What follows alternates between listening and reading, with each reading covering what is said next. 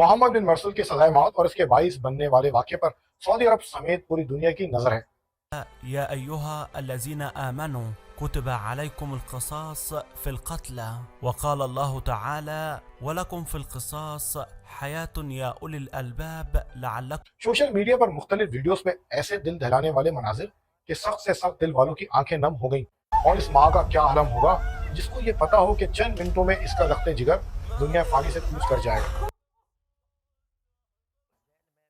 سعودی عرب کے شہر نجران میں رہنے والے نوجوان محمد بن مرسل کا اپنے ہی کزن معید بن عبداللہ بن محسن سے جھگڑے کے دوران قتل کرنے کا افسوسناک ارتکاب ہو گیا تھا۔ نتیجن اسے گرفتار کر لیا گیا۔ جیل میں رہتے ہوئے اسے عدالتی کارروائی کا سامنا کرنا پڑا۔ قاضی نے شواہد کی روشنی میں سزائے موت کا حکم دیا، لیکن اسلامی قانون کے مطابق مقتول کے خاندان کے پاس یہ اختیار تھا کہ وہ یا تو معاوضہ یعنی دیت قبول کریں یا اللہ کی راہ میں فی سبیل اللہ مجرم کو معاف کر دیں۔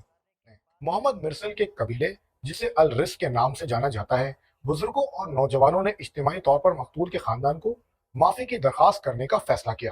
یہ معافی اپنے آپ میں منفرد تھی، جس میں عاجزی اور التجا کا ایک ایسا غیر معمولی مظاہرہ پیش کیا گیا جس نے پوری میڈیا میں بڑے پیمانے پر توجہ حاصل کی۔ محمد مرسل کے قبیلے کے افراد، جوان اور بوڑھے، مقتول کے خاندان کی دہلیز پر جمع ہوئے، مقتول کے ورثہ کو طلب کیا۔ قبائلی رہنماؤں اور معززین کے سامنے نہایت ہی عقیدت کے ساتھ اپنی درخواست پیش کی۔ انہوں نے عزت اور فخر کی علامتیں قدموں میں پیش کی، بشمول ان کی پگڑیاں، چادریں، اپنے لباس مقتول کے ورثہ کے قدموں میں رکھ دیے۔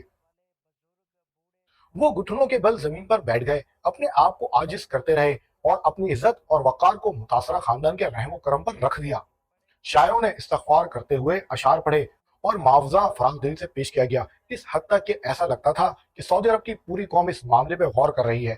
لوگوں نے ہمدردی کا خوب اظہار کیا، کیونکہ متاثرہ خاندان ثابت قدم رہا تھا، وہ بھی کسی ماں کا لخت جگر تھا۔